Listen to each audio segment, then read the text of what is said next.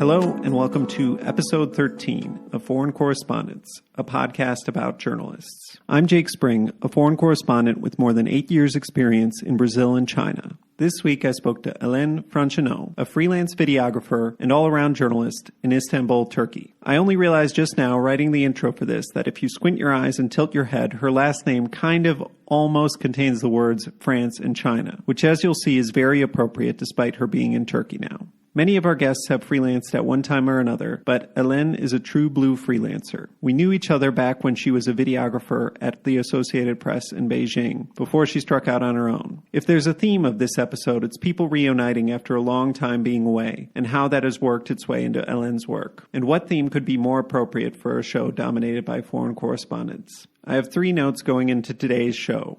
First, we discuss the Uyghur in this podcast. I explain a bit in the middle of the podcast, but I realize it may be hard coming in cold to figure out what word it is we're saying. It's Uyghur, often spelled either U-I-G-H-U-R or U-Y-G-H-U-R. They are a Muslim ethnic group that lives in far western China, in the Xinjiang Uyghur Autonomous Region. You may have heard about them in the news, but if not, that's all you need to know to understand our conversation. Secondly, we're now on YouTube. I've been watching a fair bit of the Netflix show Patriot Act since we had Meredith Clark on the podcast. The one about hip-hop and streaming convinced me maybe I don't listen to much music or podcasts on YouTube. Maybe you don't. Maybe no one I know does. But apparently there are a lot of people who do. Look us up by searching Foreign Correspondence, and you'll find the latest 3 episodes with 18 whole views. Only like 4 of those are me, so someone must be listening. If you do check it out, please hit subscribe. I may need a certain number of followers to get a fancy customized URL, although in reality I have no idea how that works. And thirdly, a big shout out to Kwasi, our listener in Ghana, who is a young freelancer fresh out of J school, but already off to a great start writing for The Guardian, Quartz, CNN, Al Jazeera, and others. Thanks for sending me an email. I really can't stress enough how much I love to get feedback. Okay, that's it. Without further ado, here's my conversation with Hélène Franchineau, a freelance journalist in Turkey.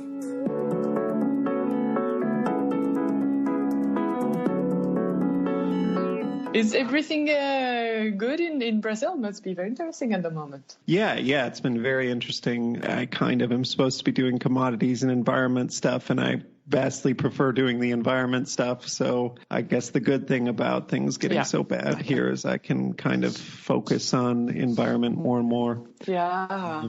And how many years did you spend in China before you moved to Brazil? It would have been 6 in all. So I left in July 2017. When did you leave? I left in end of September 2017. I'm talking to Hélène Franchineau. I'm probably mispronouncing that. Is that, how do I say it? It would be Hélène Franchineau, but it's fine. Okay, well, I'm talking to Hélène Franchineau. You're a freelance videographer in Turkey. And thanks so much for coming on the podcast. Thank you for having me. You've listened to a few of these or no? It's fine either way. I've listened to every single episode. Oh, that's great. That's great to hear. Yeah. Okay. I think it's great. That's awesome. That's good to hear.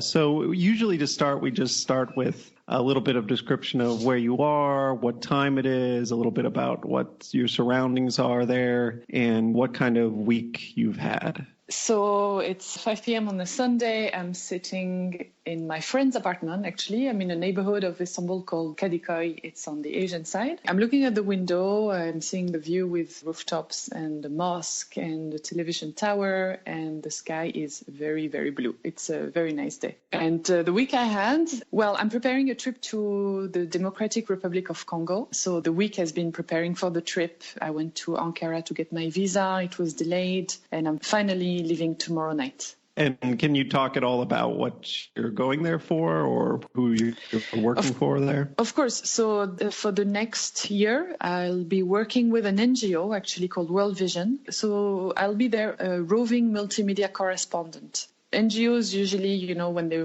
work with children, they kind of target, all the people who want to sponsor children, etc. But this time they want to do something radically different. They want to target the millennial audience. So they hired me as a journalist, as a multimedia journalist, and they will send me to different countries to try and produce visual content, social media videos, something that can appeal to us pretty much so that we can donate more. They are doing something very very different from what they used to do, and they hired me to work with them as a journalist. I'm keeping my journalistic eye, and I'll be taking pictures and videos. And so they have 3 countries that they will be sending me to mostly. It will be Afghanistan, Democratic Republic of Congo, and Honduras, along with other countries such as Lebanon, Iraq, etc. So I will go pretty much once or twice a month and report from there. Oh, wow. But you'll go back to Turkey and then go? Yes. Okay. In between, I'll go back to Istanbul. Yeah. Okay. So not a full year on the road. That's good. No. I'll still get to rest, but it will be a lot of traveling to what they call fragile contexts. Yes. Okay. And does it focus on any particular thing? Is it development in general or health, or what's their focus? So my first trip, which I finished last month, was Honduras, and they wanted me to try and convey to a millennial audience who might not know anything about Honduras what is actually happening in Honduras. Why is Honduras one of the most dangerous places to be in the world? Why is San Pedro Sula the most dangerous city in the world? What is happening? What are the key problems in Honduras? So, for example, gangs, the violence. How is it to grow up in a neighborhood that is controlled by a gang? How do you go to school, or I don't know, how do you escape being part of a gang? And also another key issue for Honduras was climate change. Honduras will be one of the countries that will be most affected by climate change. And so coffee plantations are dying. People don't have money. They lose all their crops, so they don't have money. And so these 2 themes, violence, but also climate change, this is sending a lot of people on the migrant trail, for example, to the US. So I had to talk about all of this while meeting former gang members or coffee plantation owners or coffee workers or people who live in the middle of nowhere next to the border with Guatemala, for example, and there is no rain, they have nowhere to work or nothing to do, so they just leave. Wow.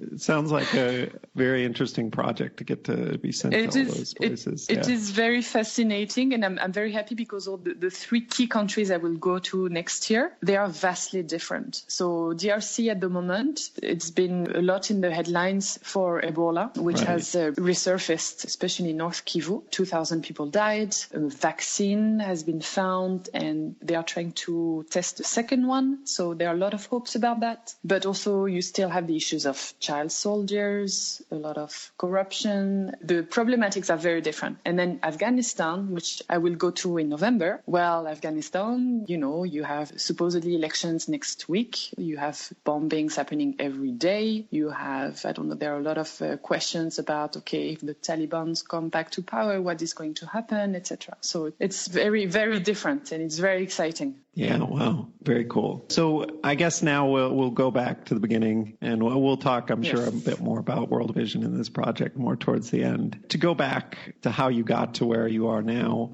where were you born? And if you could tell us a little bit about what growing up was like, what your family was like, your background. Okay, so I'm from France. I come from the center-west of France. My hometown is called Loudun. Nobody has heard of it, but I still want to say it on the podcast. It has 7,000 people, so it's a very, very small town. And so I don't know, if you place Paris and then Bordeaux, which is in the southwest of France, I'm in the middle. So it takes 4 hours by car to go to Paris, 4 hours by car to go to Bordeaux. I'm in the Loire Valley. I had a very peaceful childhood. I went to my primary school in my hometown, and my parents work as real estate agents. They have a small agency there. I have an older sister, younger brother. It was so uneventful that I wanted to leave, obviously. So when I came to go into high school, I just told my parents that I wanted to learn Chinese, actually. So it was a big surprise for them, but I wanted to go somewhere else. I wanted to go to a bigger town, and learning an additional language, something that was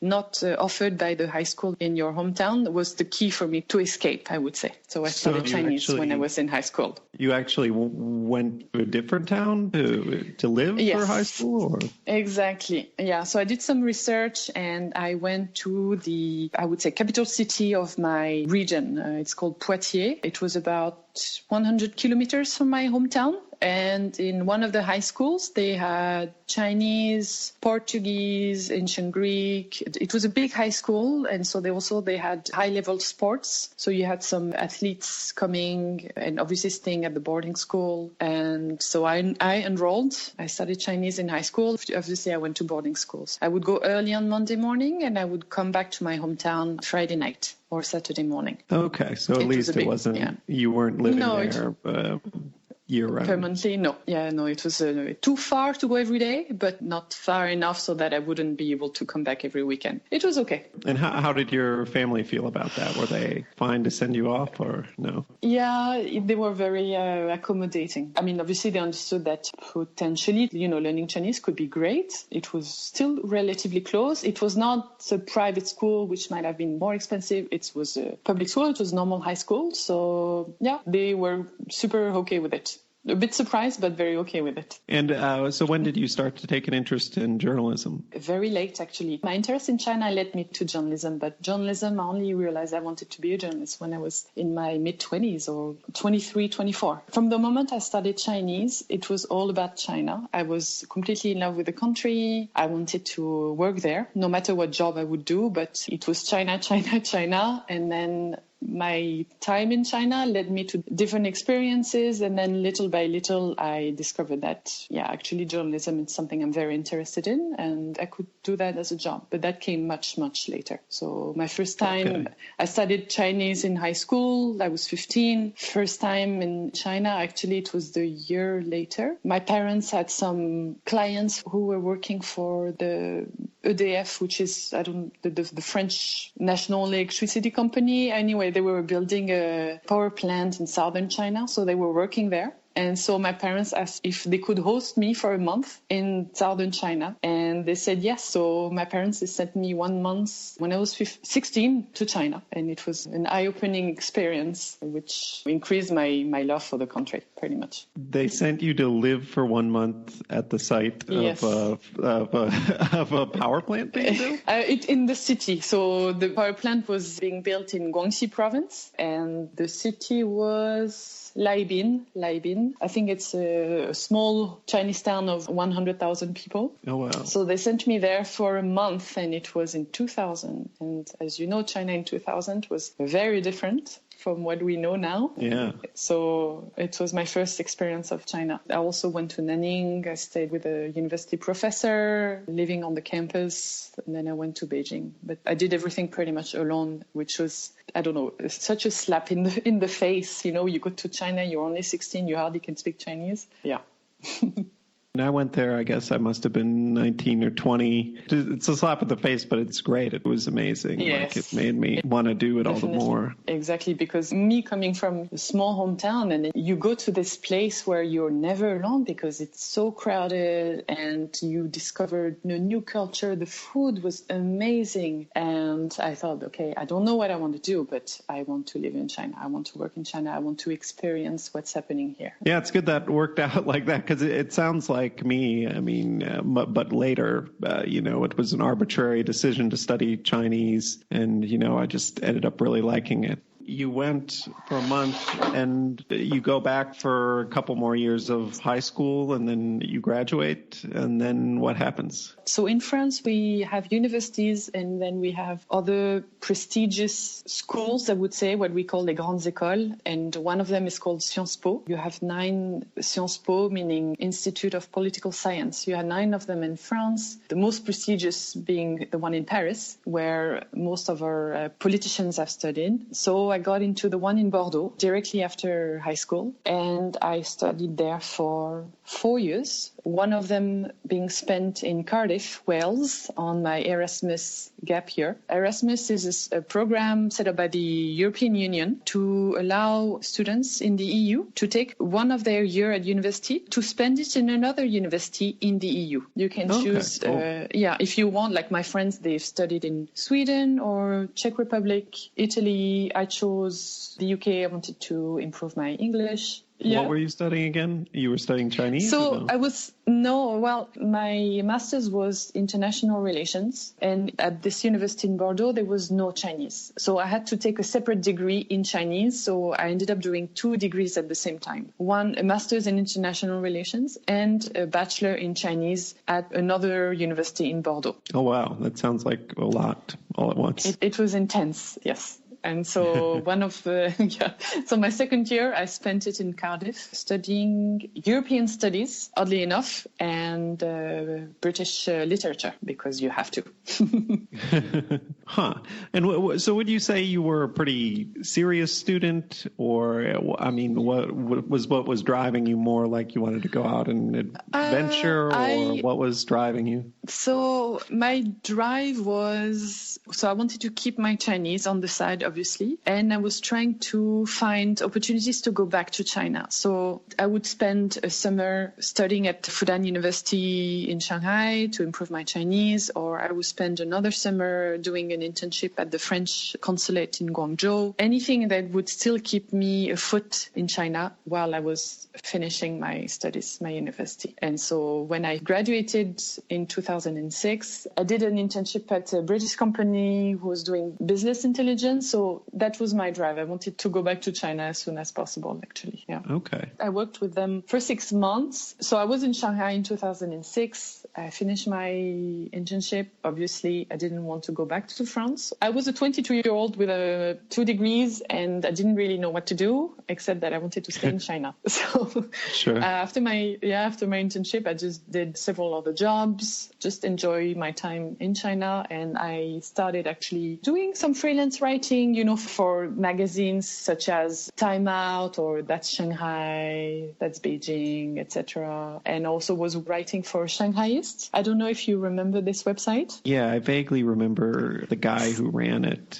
Is it Kenneth Tan? Is it Kenneth Tan, yeah. Kenneth was writing, but the website was run by Dan Washburn, who later went to Asia Society in New York, I think. Anyway, it was a more, I would say, sorry, Kenneth, a more serious China news website. You had news, you had movie reviews, you had debates were going on and on and on in the comment sections. And it was a different website. So I was writing for it. I just wrote Dan Washburn saying, hey, I like your website. You could use maybe a female, non-native English-speaking voice, and maybe I have a different perspective to add. And then he said, okay. And then I started writing for them. It was my first experience writing and doing some sort of, not journalism, but something covering China.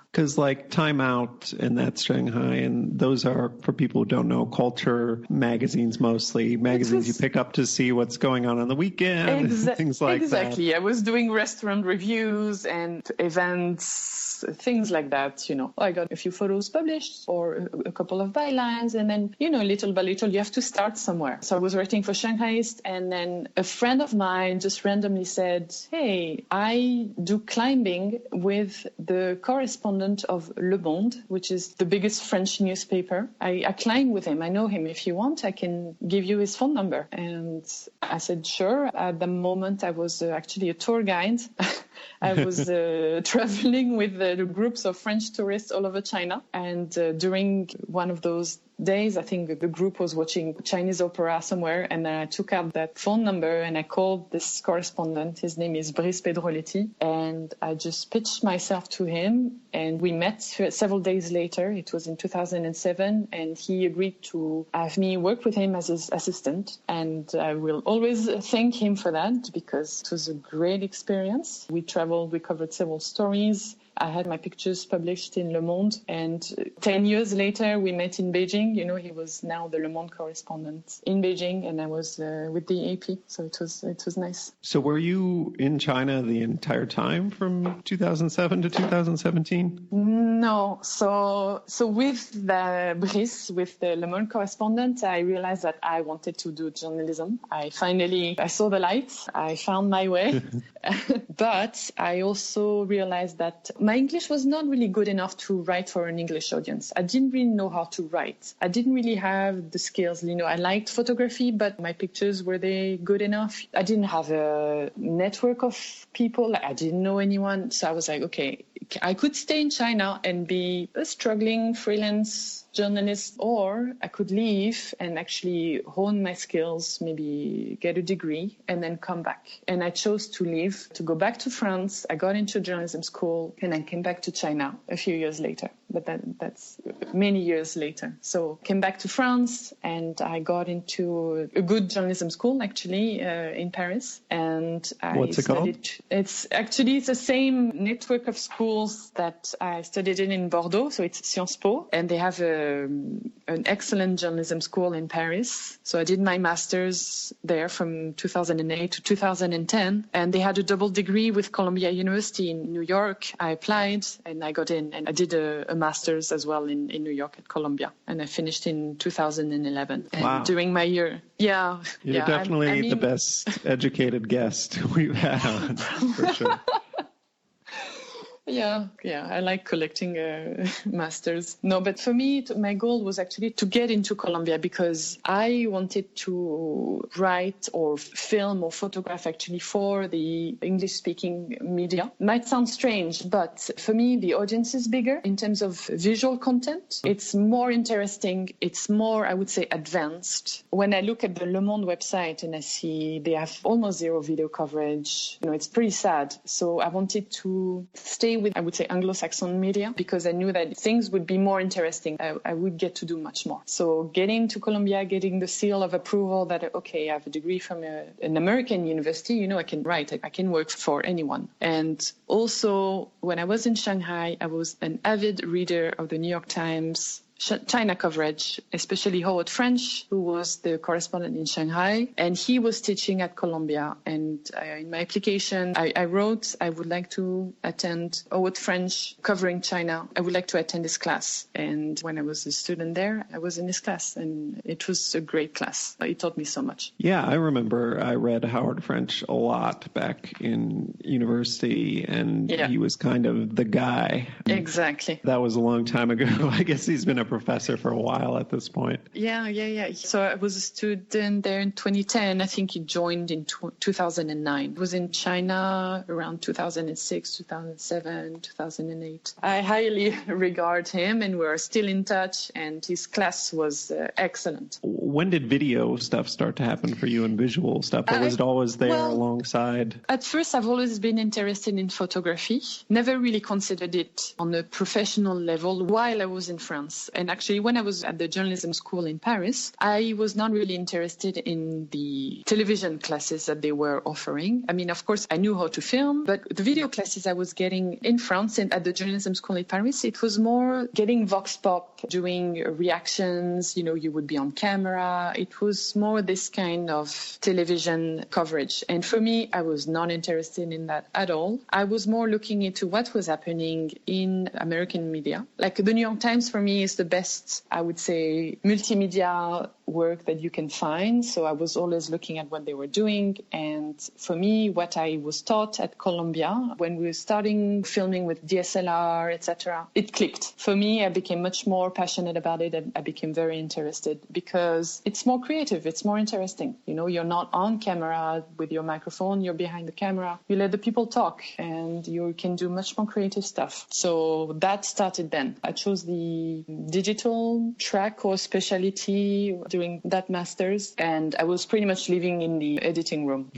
So did you do like one big project or like a big feature video? Oddly enough, no. So we had to do a master's project, but I had asked around past students, what did you do as your master's project? And all those who had done video multimedia, it was so much work. So I actually did a written master's project, something that would not require too much work, but actually I was very proud of it. And then I could focus myself on honing my portfolio and finding a job after. But I did several videos of which I'm very happy about. Like, for example, that I randomly met a homeless man who was actually from South Africa who had escaped apartheid, and he was living out of, and I think it was Penn Station that we met. And he was a former jazz musician, and profiled him. And actually, maybe 1 month after my profile came out, I think it was on Vimeo, Borneo, I got an email from an old friend of his who was looking for him, and they reunited, and he could help this homeless man. They started hanging out together. He gave him some money, some maybe an apartment, or I don't know how it ended, but it was two old friends who were reunited thanks to my video. So I was feeling very good about the goal of journalism. Yeah, that's great. So were you still focused on then, once you got out, applying for jobs just in China? Yes. Actually, I only applied to one place, which was the South China Morning Post. Okay. I didn't even apply for a job in the US or back in Europe. I wanted to go back to China, and I knew that the South China Morning Post had an internship program, and they had taken a few former Columbia students. So I got in, and I did a 3 months internship, which turned out as a job. They offered me a job, so it was great. I was very happy, and they hired me as a multimedia reporter, but ironically speaking, their new website was not ready. So I did 1 year. I did 1 year on the print desk, on the local desk, which was great. It was an amazing experience because I honed my writing skills, and I could actually do my own videos on the side along with my articles. And they gave me total creative freedom. And so, thank you. It was a great time. Was that in Hong Kong, or where was that? Yep. Yeah, exactly. In Hong Kong. Well, I left New York in May 2011. I spent probably 2 days at home, and then I left to Hong Kong, and I arrived in Hong Kong, and I arrived with my suitcases in the newsroom, and I started the internship immediately. Oh, okay. And then you got the job there. I mean, how did you feel about the whole Hong Kong versus mainland thing? I mean, were you wanting to get back to the mainland? Did you have strong feelings about that? I was hoping that they would send me more. Covering Hong Kong was very interesting, but in the end, it's a small place compared to the rest of China, obviously. So my feet were itchy, I would say. Still, many things were happening in Hong Kong at the time, especially, for example, the demonstrations against the national education program. I think that was what it was called. The government wanted to add a compulsory class or education to pretty much love the mainland. That's something that would instill into students a sense of patriotism. And so that's when the demonstrations started. That's when Joshua Wong actually emerged on the scene. He was, I think, 16 at the time. So it was very fun to cover that. We covered video, photo, text. The South China Morning Post was stepping back into the multimedia world, so it was very interesting to be part of that. But in the end, I realized that I wouldn't be covering China. I would be covering Hong Kong, unless they would send me to Beijing. But, there was no opening. But I did do a couple of interesting videos. One I'm very happy about, very proud of, and I'll tell you more in the end with your rounds of questions. Sure. So after that, what do you do next? You can't get transferred by SCMP, so you get a job somewhere else? I left the SCMP after 2 years. I decided to start Freelance in Hong Kong. And so I left, I think it was May 2013. And I met with the Asia editor of the BBC for coffee. And then I got very lucky because a few days later, Hong Kong became the center of attention of the entire world because Edward Snowden emerged in Hong Kong. He was hiding in Hong Kong. So Snowden, who, I don't know if you remember, revealed the vast network of surveillance by the US government, along with Glenn Greenwald, actually, and Laura Poitras. So he was hiding in Hong Kong, in a hotel in Hong Kong for several days. And then when his location burst out on the international scene, everybody was looking for him in Hong Kong. And I just emailed the BBC Asia editor whom I met a few days ago. And I told him, I'm free if you ever need someone with your BBC correspondent. And he emailed back saying that they needed someone. And so I started being the camera person for the BBC Hong Kong bureau. I did that for a few months. And a vacancy came up with the Associated Press in Beijing. They wanted a video journalist. I applied, and to my great surprise, I got the job. So I moved to Beijing at the beginning of 2014. Okay. So let me just think on my own timing. I guess I moved to Beijing in 2013. Yeah, sorry. It takes me some time to remember. at some point. No, yeah. But this becoming old. Yeah. This is where we cross paths, not right away. And I was trying to think back to how exactly we met. The one time I remember running into you at Diaoyutai, and you were lugging all your equipment. But at that point, we already knew each other. And I don't know, do you remember, did we meet through Becky or did we meet through someone else? I can't remember. I think we probably met on the field, and on the field, the faces become quite familiar after a while. That's true. We were competition. No, even though you had your beat, you were writing, and I was filming, but you quickly identify who the competition is. And video people always stand out because you're always lugging a ton of shit. I always feel bad for video people, especially in China, because all these complexes are gigantic. And so you've got to Diaoyutai is huge. You've got to lug your stuff from the gate all the way to whatever stupidly large hall. Exactly. Great hall of the people. Yeah, exactly. And you have to rush from, the opening ceremony is over, the handshake is over. You have to rush with your camera and your tripod to the next place where they will sign an agreement of something. Yeah, I remember those days fondly. So was it everything you had hoped for? I mean, I guess now you're at AP. It's a full-time job. I mean, did you think, I've made it now? To be honest with you, when I got the job, I just couldn't believe it. I was over the moon. It was everything I had hoped for. I was back to China. I was doing video. I was working for the AP. It was great. And it was great. I mean, China did deliver in terms of great stories, big stories, and breaking news. I mean, a few days after I moved to Beijing, MH370 disappeared from Kuala Lumpur to Beijing. And it was a month of madness. Yeah, it was great. It was seeing China and covering China for me. It was a different China. I was filming in the Great Hall of the People. I was doing breaking news. It was the 25th anniversary of Tiananmen and the democracy demonstrations that we had to prepare well beforehand, because it was such a sensitive topic that we had to make sure that everything was ready, because if it was a few days before, the authorities were so scared that everything was on lockdown and it was very difficult to work. So we started preparing for stories like that 2 months beforehand, and we were interviewing people who played a role in this and who were in house arrest, and we had to find students who would be willing to talk. It was fascinating. I didn't count the hours I worked, but it was so rewarding. I was very happy. At that point, I was writing about the car industry, so I was a bit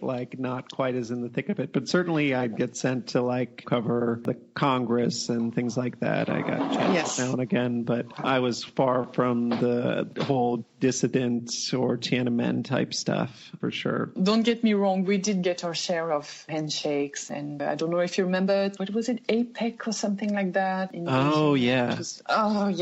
that it's stuff that you have to cover. It's the least visual thing in the world, but still you have to be in that gigantic press center. It's also the other side of covering China. And I know a fair few people that eventually drives them completely nuts. And so you said in 2014 and you left in 2017, so you do a fair good 3 years. 3.5, yeah.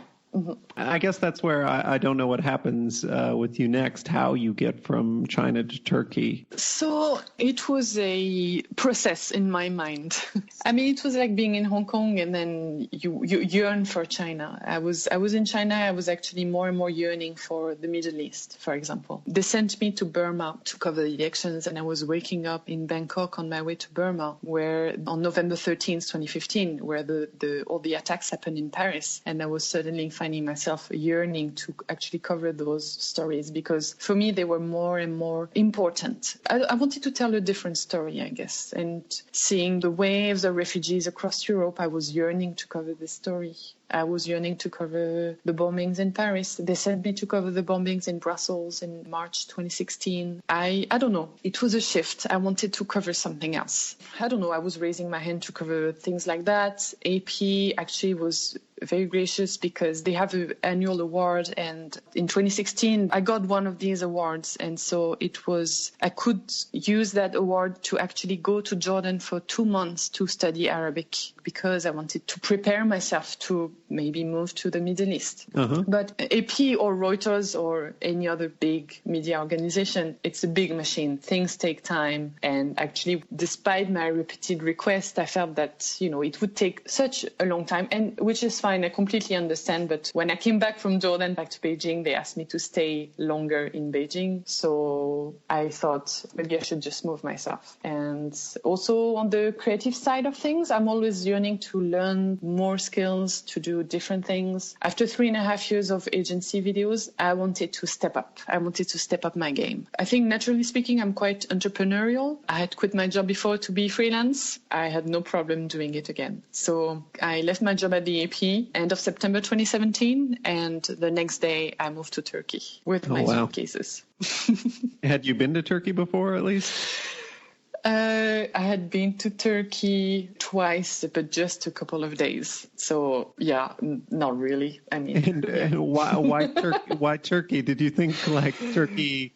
I mean, was there something particularly going on there that you were interested in, or was it just because it's a good place to base yourself to get around the region? It's both. I carefully thought about it. I thought about moving to Amman, but Jordan is quiet and so convenient to travel. I thought about moving to Beirut. Same. It's not very convenient. Turkey is a country that has so much going on, domestically speaking. It's incredible. It's like China. It's the story that keeps on happening. And also Istanbul is the ideal base. You can go anywhere. The airport is very convenient. You can travel anywhere. You're close to everywhere. And as a journalist, I mean, a lot of things have been happening in Turkey. Especially in the past 5 years, I would say. But Turkey is changing a lot and a lot of things are happening. So it made sense. Yeah, the whole Erdogan rise of authoritarianism thing. True, and the Syrian refugees, and they had a lot of attacks themselves. There was a failed coup attempt, and, the whole story of Erdogan now more than 15 years in power, how it's evolving and how it's changed the country, and it's very interesting to witness. And also, it's a great gateway to the Middle East and further, and I don't regret at all. So before we get into some specific stories, what kind of publications were you freelancing for since you moved there in 2017? So since I moved, I've had the chance to work with Arte, which is a French-German TV channel covering both actually Jordan and Turkey. Well, Turkey had presidential elections last June, so I worked with the New York Times on a short documentary. Saturday Morning Post, of course, covering the Uyghur story, the very important story that is the Uyghur in Turkey, and NGOs. I don't know. The beauty of freelancing is that every day is different. Every project is different. It's great. So I've had many different clients. So I'm sure, it's a lot of hustling, but it sounds like there was no shortage of work once you got up and running. Mm-hmm. Yeah, fingers crossed, yes. I guess I usually ask if you ever thought there was any point you weren't going to, quote unquote, make it as a journalist. Freelancing, as you said, it's a lot of hustling. It can be hard sometimes. I'm not going to lie. You constantly have to think about stories, be proactive, pitch, don't take no for an answer. It's more rewarding, but it's definitely harder. But, sometimes you get to do the stories that you're very interested in. So I don't know. I don't see myself doing something else for now. Sure. And now at least you've got a kind of a year-long project to look forward to. Yeah. I imagine that brings some stability in the middle of all the hustling. Yes. No. And it's the best of both worlds because I get to still be a journalist, even if it's for an NGO. And it's great. Right. Yeah. If they're willing to finance project, why not, So then about the stories, I usually start with the story that got away. If there's a story that, say, you wanted to do, but you never got around to, either never got past the idea stage, you couldn't prove it, or you couldn't get the person you needed to talk to you, or, I don't know, a reporting trip that went awry. Does anything come to mind? So in 2016, I had a reporting fellowship. It's called the IWMF. It's the International Women's in the Media Foundation. I think it's an NGO that helps women journalists. So you apply, you get a fellowship, and they send you, at that time, they had a East Africa Great Lakes reporting initiative. So they would organize several reporting trips for women journalists several times a year to different countries in East Africa. And it had a topic.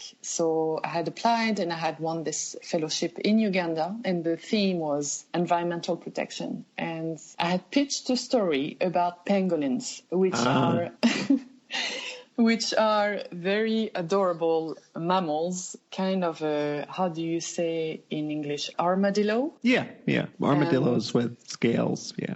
Exactly, with scales. And so those scales are hot commodity in Southeast Asia and China, especially because they want to use them as powder to cure whatever disease or to improve their sexual prowess, for example. So pangolins were trafficked from East Africa all the way to Southeast Asia, entering through Burma, I think, or probably sometimes Singapore, and ending up in southern China, and the scales being sold or the animals being sold. So I wanted to do a story on how pangolins were trafficked from East Africa all the way to Southeast Asia and China. So that was the first part of my story, which I did in Uganda. I talked to several detectives in Kampala who were trying to catch the smugglers. They were talking to middlemen. They were talking even to Chinese people who were coming all the way to Uganda to try and smuggle the pangolins. And I was hoping that back in China, I would continue the story and prove that illegal products such as pangolin scales were freely available on WeChat. And I had started doing my reporting work. I had found several sellers on WeChat. WeChat's the WhatsApp type program that does a lot more than that. People buy and sell, and there's exactly. Yeah. It's the go-to app in China. And so on the WeChat marketplace, I had found several people who were ready to sell me dead pangolins, but the full body or pangolin scales, etc. And then it's my big regret. It's just that I didn't continue the reporting. I got caught up with other stories. You know how it is with a news agency, and I never finished that story. Yeah. No, I know how that is. But you did produce a story about the Africa side? Yes. Oh, that's good. I produced a video and photos and an article because there is the IUCN Red List. So IUCN, it's International Union for Conservation of Nature. So every year they come up with a list with the species that are threatened or not threatened, red, orange, yellow, etc. And so at that time, 2016, they were going to bump pangolin from orange, meaning some trade is allowed, to red, to any kind of trade involving pangolins was completely forbidden. And so they were meeting in South Africa. It was an annual meeting of the parties, many different countries attending. And so the day they decided that pangolins was going to be a banned species, I had finished my reporting and I had finished editing the video. And so we published the whole report the day that that decision was made. So it was great timing. Yeah, wow, that's very, very good timing. And yeah, I do remember pangolins had kind of a cultural moment a few years ago. I assume it was around then where they kind of captured people's imaginations because they mated for life and, they were in danger. And I remember there was a Google Doodle about pangolins. And there was a moment when suddenly everybody became aware that pangolins existed. Of course. And I assume of course, the Chinese consumptions, I would say, is driving many species to extinction, including the pangolins. So it was an important story to do. Even though nobody's heard of pangolins, and this animal is actually very hard to see and is absolutely defenseless. And so during that reporting trip, the people were calling me Miss Pangolin. Cool. Yeah. At least even if the Chinese side got away, you stuck your flag on the pangolin story. So then let's get into a story or two that you're proud of. If there's a specific story you're thinking of, you can start us with how you got the idea and walk us through how you reported it all the way to publication and reaction to it. So it was a video I shot for the South China Morning Post, actually, in 2013, when actually I was at Columbia. I had watched a Chinese documentary called Last Train Home. I don't know if you have heard of it. Yeah, for sure. Yeah, the director follows two factory workers as they make their way home once a year for Chinese New Year, and as they reunite with their children that they have left behind to the care of the grandparents. And so the director is like a fly in the wall. He has great access to this family, and he gets to film all the emotions and all the drama that involves leaving your children, leaving them for a year and not being with them and missing key moments and the drama and all the hardship of working in a factory. It was a documentary that I absolutely loved, and I wanted to do something like it. So it was 2013, and it has changed since, of course, but the Chinese New Year coverage was a lot of, for example, following the migrant workers. Okay, you get to follow them. Back then, you didn't really see, how is it back home? You know, how do they reunite with their family? Is it happy? Is it sad? Do the children have a lot of resentment towards the parents? Or how does it really happen behind the doors? So I wanted to do that. And thanks to the help of my SCMP colleague who was based in Guangzhou, we spoke together and she helped me find a couple of migrant workers who were working in Shenzhen in a factory. They were from Henan province, also central China, and they accepted to have me accompany them, go back home, spend Chinese New Year with them, film everything, see how is it to reunite with their son that they have left behind, and do the whole trip with them, and have a camera in their face for 10 days. So maybe a few weeks before the Chinese New Year, we were talking on WhatsApp, and then a few days before the trip, we got very lucky because it was incredibly hard to find, obviously, train tickets to go back home. But we got very lucky because we found tickets for the same train, all three of us. So obviously I could do the trip with them. And a few days before the trip started, I went to Shenzhen. So I took the train, I crossed the border, I took a taxi for probably 2 hours because it was so far. And then I met them face to face. And they told me later on, we had only spoken on the phone. They didn't know what I looked like. And they thought I was from Hong Kong because when I was speaking Chinese, I had an accent. So they thought I was from Hong Kong. But then I showed up and they realized that I was a Westerner, blonde hair, blue eyes and everything. So obviously I would stand out more back home. So it was very funny. So the day of the trip, I arrived in Shenzhen the night before. I stayed at the hotel by the train station. And then we met very early in the morning at the train station. And then that's when I started filming. It was crowded, like you have no idea. Obviously, it's a lot of anticipation, a lot of stress. You cannot miss the train. So we rode for pretty much a day on the train. Did you have seats at least? Because, I mean, they'll sell you any number of things from standing to a bed. So we had seats. We had hard seats. Right, but, okay. You know, the train was so crowded that you stand up and you switch seat with somebody else. Like you never stay in one place, you know, especially I was filming, but you move, you know, you talk to other people. Like the atmosphere, everybody was so happy to go back home. There were lots of things to eat and then people sleep and then people sleep on top of one another. It was very chaotic, but great. Everybody's looking forward to reuniting with their family. And so we arrived the next day. How many hours are we talking? Like we're talking like a more than 24-hour trip or no? The trip was probably 21 or 22 hours. Wow. And then we took a bus for probably 4 or 5 hours. I remember there was a Jackie Chan movie playing inside the bus. And then we arrived in that small town. And then that was the key moment to get the reunion with the family. So we took a small taxi to their home. And then the grandparents came out.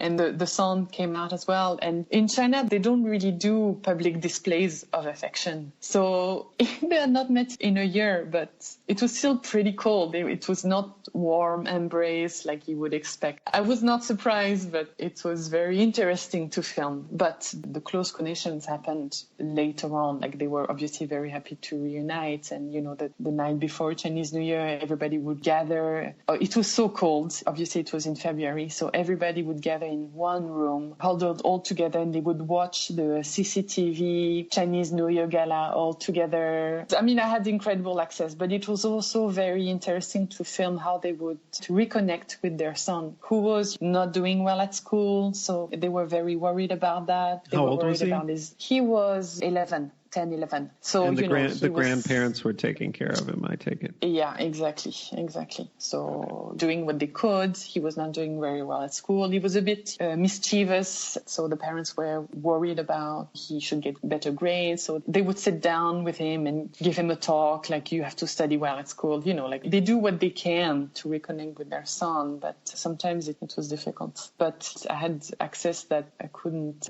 dream of. Like, they let me film everything. Did they forget you were there kind of at a certain point? Yes, after a certain point, yes. The first couple of days, people were coming to visit them, but the rumor that a foreigner was in the village had spread, so people were also coming to see what I looked like. So it was very interesting, but after, they completely forgot that I was here, and it was great. And so I came back after 10 days, and immediately I set about translating and editing the video because it had to come out as soon as possible, obviously. I remember I spent one night editing everything. I didn't sleep for the entire night, and it came out the next day. I think it was maybe 15 days after Chinese New Year, when you celebrate again. I think it came out then. Yeah. And it was such a strong human adventure. It's not the most recent story I'm proud of, but it's the one sometimes I think about again. And actually with them, I came back to Shenzhen maybe 3 months later to show them the video and the newspaper article and pictures. And I was still in touch with them for a long time. I still think about it. It was the kind of stories I went through all this detour, going to France, going to the US, etc. Like I had done all of that to do this kind of stories. Mm-hmm. That's crazy you were able to edit together so fast. You must have had reams and reams, incredible amount of footage. Did you come back and kind of have a vision for it already? Yes. Every day I was kind of looking at what I had shot. And so when you think about it a lot, at least that's how I function. I kind of had an idea of what I wanted my video to look like and what were the key moments. So the editing was faster because I didn't have to look at everything I had shot. I already had pre-selected. I kind of know the flow of the video, but it was more in terms of translations and then the details rather than the flow of the story. I already knew what I wanted to say. Okay. And the final product, how long of a video was it? It was 7, and then we did a second edit down to 5, I think. Yes. So, like short doc. And is it still available online? It's on my Vimeo. When I look back at it, sometimes I cringe because obviously, I have 6 more years of video experience. So I cringe sometimes at my earlier work, but it's still a good story. Cool. I love those sorts of stories where you really get to spend a lot of time with your sources, which very valuable. When you get into it, you think, that sort of stuff will happen a lot. But in all honesty, it's pretty rare, actually, that you're usually in a kind of a rush. Exactly. As I'm sure you know. So then we could do another story. Is there something you had in mind that you really wanted to share? What do you think? I have another story that I think about. So it's actually another story I did for the South China Morning Post this year as a freelancer, yes. So it is about a Uyghur restaurant owner here in Istanbul. For people who haven't been following it, Uyghurs are a Muslim ethnic group in the far western Xinjiang province in China, but they've also been subject to persecution. So they're also a lot in diaspora outside, which I'm sure is what you're about to talk about. Correct. So basically, Turkey has a quite important Uyghur community for historical reasons. They share the language, it's the same, comes from the same family for historical reasons. Also, for the past few decades, Uyghur people, when they would go abroad, they would mostly come to Turkey because they share the same history. And so, for example, there is a city in Turkey that's called Kayseri, and it has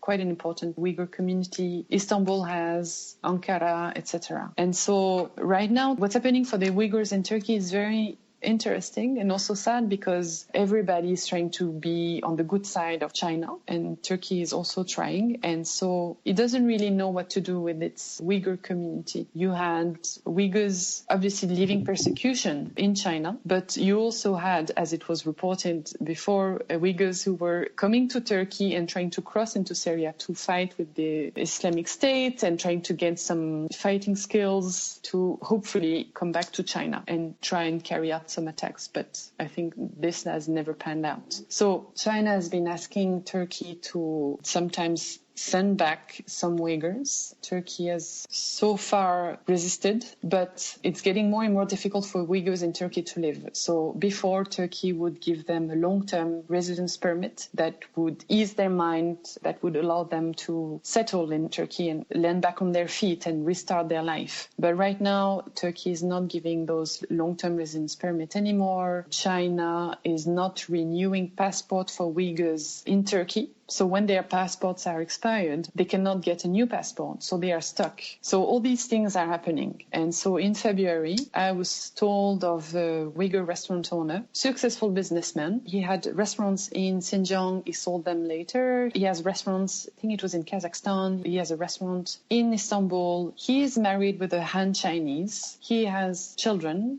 who are fluent in Turkish and Chinese. Like, he's well established in Turkey. And also he's married with a Han Chinese. So he has an interesting profile. This man, his name is Kerem Mahmoud. He was arrested late October last year on suspected terrorism charges. Police came storming into his house with no warning whatsoever and took him away and put him in a deportation center outside of Istanbul. And then they put him in another deportation center in another city. And it emerged that probably the Turkish police had like a warning about him, some sort of, intelligence sharing about him. And he was arrested completely arbitrarily, threatened to be sent back to Xinjiang. And he was released probably 3 months later, as suddenly as he was taken. And I spoke with his lawyer. He said that it was a massive mystery because he was not a terrorism threat. He was a well-established businessman, married with a Han Chinese. His children were going to Turkish schools. He was not religious at all. I mean, I met the man himself after he was released. Like, he was laughing about it. But what I wanted to show in my story is just that Turkey is trying to find a delicate balance between trying to please China, but also trying not to let down the Uyghur minority that is taking refuge in Turkey. But it's just that they got some sources probably linked him with somebody else,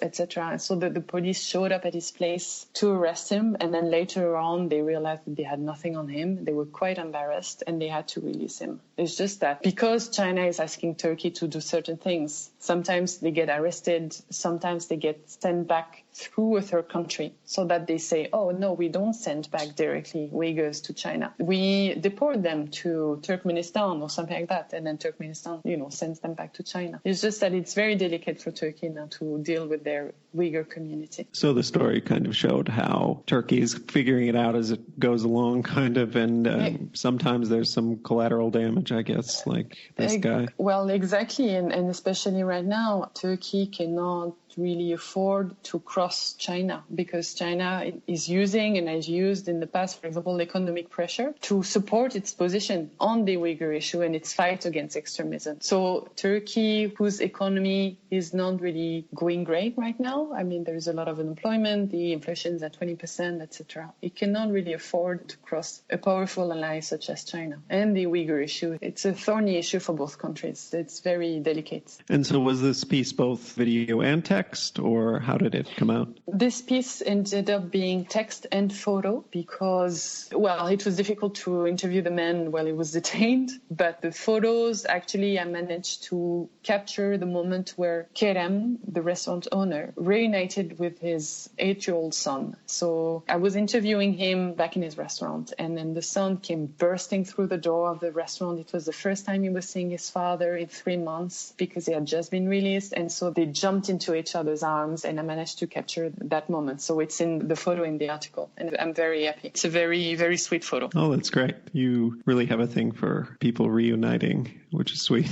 Yeah, yes. So, yeah, the next section is the lightning round, as you know, if you've been listening. Yes. Do you have anything you want to say before that, or should we get right into it? Let's get into it. On a normal day, when you're doing work, do you have any sort of routine you go through in the morning of checking the news or anything like that? Yeah, I try to check the news before starting any kind of work. I am a news junkie, so I have to check what's happening. I have a certain favorited website that I open on my Google Chrome, and I read selection of them. So I usually read the New York Times and Bloomberg, and I would have a look at Le Monde, and I would have a look at what's happening in Turkey. And also, if I'm preparing a trip to certain countries, I have certain newspapers, websites that I would read. I make sure that I read the news pretty much every morning. And what's a must-read publication that you look at almost every day? Well, I'm sorry, I will say the same. The New York Times for me is a must. I have a subscription to The Economist, which is another must. And I'm thinking, no, that's it. Okay, that's good. Those two. Sure. And then what is a publication you read or listen to or watch, a journalistic publication just for fun that's not related to your job? The New Yorker. Yeah, I just love The New Yorker. It's just the range of stories that they do and the quality of the writing is just a pleasure. I take my New Yorker everywhere when I travel, or I have the app, and I've been a subscriber for I don't know, at least 10 years. And I remember when we were in China, I forgot the name of the correspondent, but his stories was just so great. Yeah. No, Evan Osnos, that guy? Or? Yeah, exactly. Evan Osnos. I really enjoyed his stories. The quality of the writing that they produce and the depth of the reporting, and they've had time to go deep, and no, it's great. Definitely. And then what is the best journalistic article, video piece, radio piece, whatever, journalistic work? What's the best piece you consumed recently? I'm a big fan of podcasts, as you know, and I'm just an avid listener From Our Own Correspondent, the BBC From Our Own Correspondent. I think it's just great. The radio writing, I would say, and the reporters, they take any kind of anecdote that's happening to them in their daily life or somebody that they have met, and then they can talk about the country. They can talk about a bigger issue happening in the country. I think it's great. And there is a show I watched last month. It's a BBC show, actually. It's fiction. It's called Years and Years. It's a 6-part TV series. It is the story of an English family. It's taking place in Manchester. Follows that family for 15 years. The first episode takes place at the end of the year, or 2020. And then it jumps to the next year and then the next year. And then you have... No spoilers, because I'm on episode 3 right now. But go ahead. Okay, great. To speak broadly, no spoilers. It shows things that are very much likely to happen. And it's very realistic. It's very worrying sometimes. But it is fiction. But these things may very well happen in the next few years. So I thought it was a must watch. Yeah, Years and Years. Yeah, that show is great. Depressing at times, but also extremely moving. It's a little bit like Black Mirror, I thought, because some of the things that they would talk about, you think, okay, well, this is already happening. Or I remember Black Mirror, I was watching this when I was in China. I was thinking, okay, this is already happening in China. And then is there any particular subject matter you read into that isn't specifically related to your job? I'm trying to read and listen a lot about women issues. It's something I've become extremely interested in the past few years. So, for example, I listen to a lot of podcasts. It's a lot about that. I try to do stories more about women. Yes. Like one of my latest videos was about a Mongolian woman crossing 12,000 kilometers on camel following the Silk Road. Yeah, it's a topic I'm more and more interested in. Trying to have them more in stories featured prominently, have women experts interviewed more. It's something I'm thinking a lot. Sure, yeah, that is important, and I need to do better on this podcast. Doing better. Yes.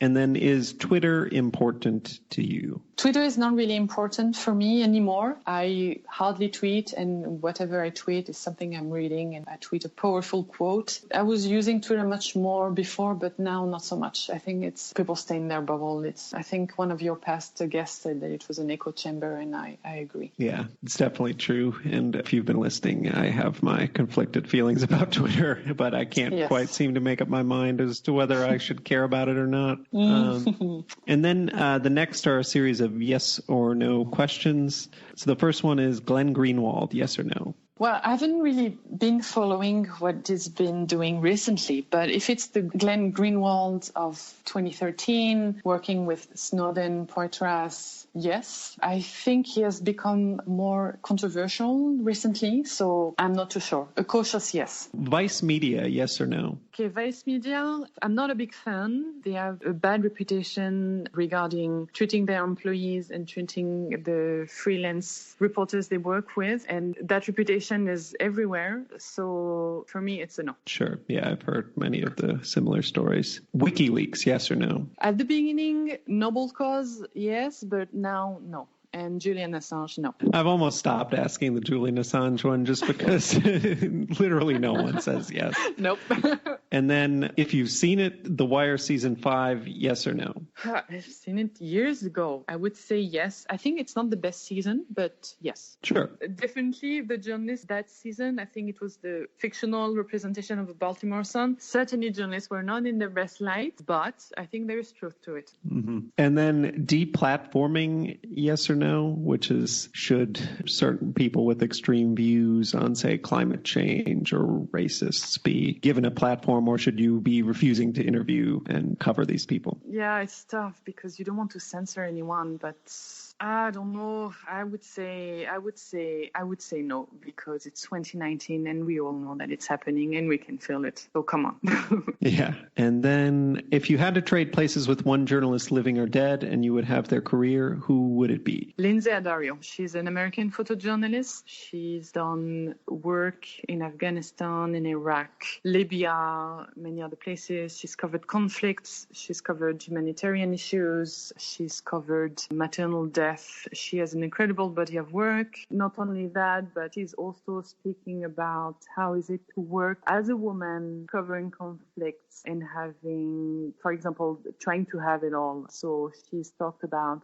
how it was to be pregnant, but also still wanting to continue working in different dangerous places. Like, she is somebody I deeply admire. I dream of meeting her. She speaks about what it is like to be a woman doing a dangerous job. Does her work mostly appear in one place, or does she take photos for all sorts of publications? So she's independent, all sorts of publication, but mostly has been the New York Times Magazine, and she has published 2 books. Okay, cool. I'll have to look her up. What is one thing you wish you could travel back in time and tell your younger self?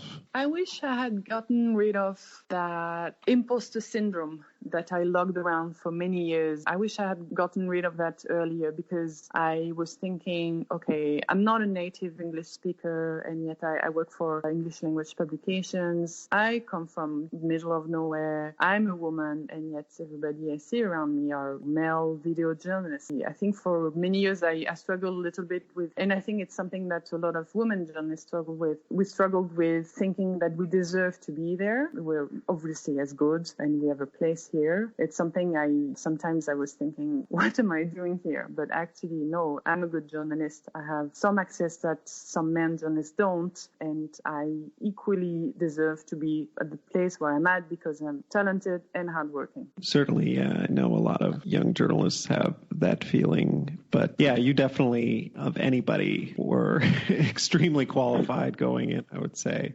more so than most people. What is one thing that most people don't know about you? That I tend to run marathons in very interesting places. So in 2015, I went to Erbil in Kurdistan to run a marathon. The front line with ISIS was 20 kilometers away. And in 2017, Tehran, so in Iran, organized its very first marathon, and it was open to both men and women. So obviously I applied, but a few days before the start of the race, the authorities decided that women would only be allowed to run a 10K and not a marathon or a half marathon. So actually, with a group of the local female runners, but also other women runners who had come from all over the world to run this unique race, we gathered around and we decided to run our own secret marathon. We came up with the alternative route, and we finished with the 10K route that the authorities had decided for us. So we ran a marathon and we managed to get our medal. Oh, wow. That's great. I'm glad that didn't end in everyone being arrested. But, yeah, I'm glad too.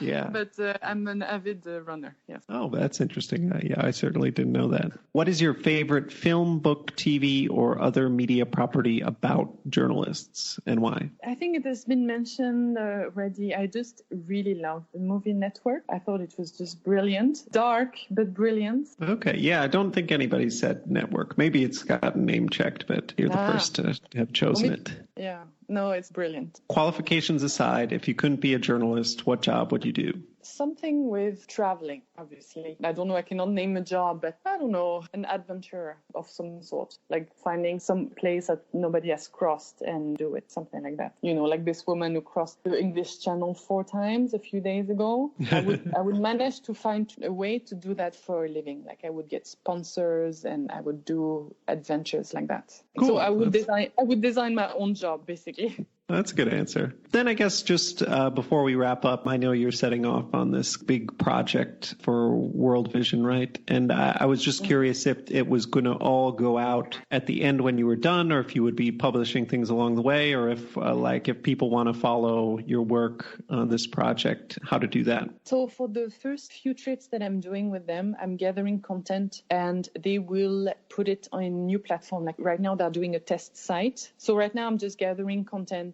that they would put together. And also we have a private Instagram account so that we can test content to a certain audience. And I do, Instagram lives, etc. So for now, you cannot see what I'm producing. However, I'm posting sometimes on my own Instagram, obviously, with the images of where I am and what I'm working on. But I think if you check back later, maybe in 3 months, on the World Vision website, some announcement will come out and they will, publicize this new platform. And I will as well. So we're looking at like early 2020, early next year, probably? I would say early 2020. Okay, cool. And anything else you want to say before we sign off? No, nothing else. It's been great. Yeah, thanks so much for taking the time to talk to me. It's been a great conversation. Thank you so much. It was fun. Thanks for having me. That's our show. Thank you for listening to my conversation with Hélène Franchineau, a freelance journalist in Turkey. Follow her on Instagram under the handle Hélène_FR. That's HELENE_FR. I'll post links to some of the things we talked about in the podcast description and also on our show page, foreignpod.podbean.com. If you like the show, please subscribe to it in Apple Podcasts, Stitcher, Spotify, YouTube, or wherever you get your podcasts, and leave a 5-star review. Beyond that, it would be a huge help if you also write out a positive review saying what you like about the podcast. It helps get the podcast more attention in Apple Podcasts and other apps. You can find us on Twitter at @foreignpod or tweet about us with the hashtag #foreignpod. On Facebook, our page is facebook.com/foreignpod. Above all, if you know someone who might like the podcast, please recommend it to them. The show is produced and edited by me. Our music is a track called Love Chances by Mackay Beats. There's more information on that in the podcast description and on our show page. Please look for the next episode to be posted on Sunday, November 17th. Until then, I'm Jake Spring, and this is Foreign Correspondence.